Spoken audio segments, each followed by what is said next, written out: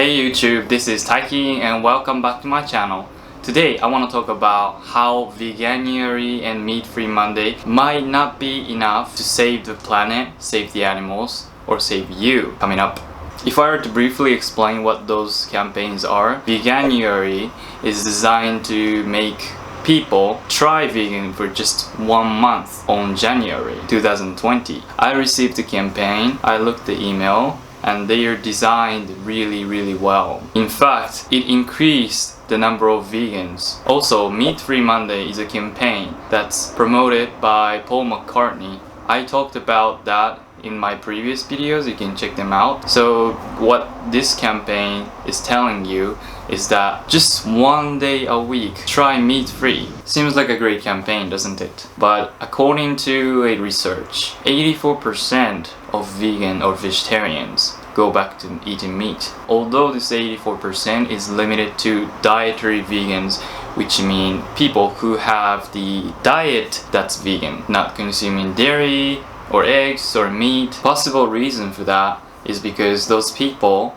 went vegan for their health or for the environment reason. And the problem with these two reasons have a mutual reason. Those are so hard to visualize. Health benefits, if you're talking about going vegan, can reduce the chance of developing prostate cancer by 62%. This data looks really intriguing, but not so many people are gonna see how your diet is protecting you from the prostate cancer. It's not really easy to see. And also the climate change, the greenhouse gas from animal agriculture is more than all transportations. Cars, ships, planes, and trucks. Although this sounds like a huge number, I use it to persuade people go vegan sometimes, but I still find it more effective to bring up animal rights issues. Because animal abuse is really easy to see. If you watch The Minion, you will see that their sufferings are visible. It's like instant recognition. That's the reason why I am vegan too.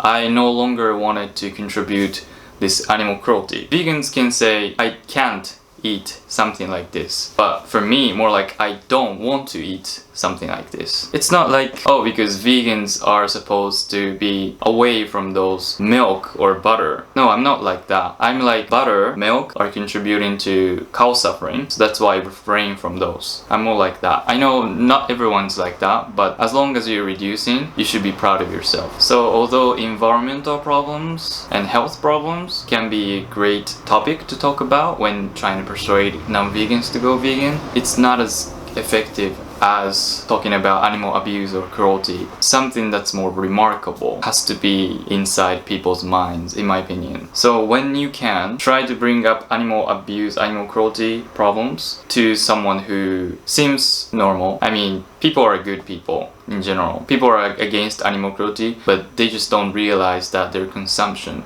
is contributing to the opposite of what they're saying. So for me too, I said I was an animal lover before I went vegan. I didn't know that I was contributing to this brutal animal abuse practice. So what we need to do is just make them realize that as long as our demand is present, so is the suffering of animals. Thank you so much for watching. If you liked it, please give it a thumbs up and subscribe, and I'll see you in the next one. Oh, by the way, it's better to have more people who have either flexitarian, pescatarian, vegetarian, or vegans are the best. But more people like that means less suffering of animals. So that's what we want to focus on. Don't just force people to be perfect, because if they force us to be perfect too, we can't be perfect. You know, when building a house, we might kill some insects, or we might accidentally purchase a leather instead of knowing it. So keep that in mind. Nobody is perfect. That goes to vegans and non-vegans out there. I'll see you